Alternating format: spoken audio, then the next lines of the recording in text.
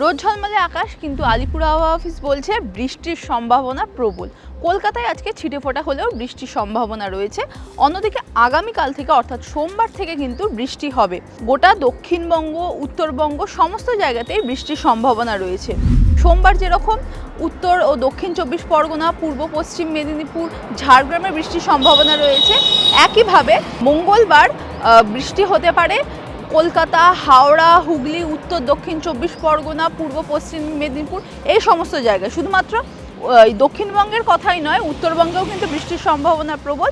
সেখানে দার্জিলিং, কালিম্পং, জলপাইগুড়ি এই সমস্ত জায়গায় বৃষ্টির সম্ভাবনা রয়েছে। তবে বৃষ্টি হলেও ঠান্ডা যে পড়বে এমনটা নয়, বরঞ্চ দিনের বেলা তাপমাত্রা ধীরে ধীরে আরও বাড়তে থাকবে। ইতিমধ্যেই কলকাতার তাপমাত্রা 31 ডিগ্রি পার করে গিয়েছে।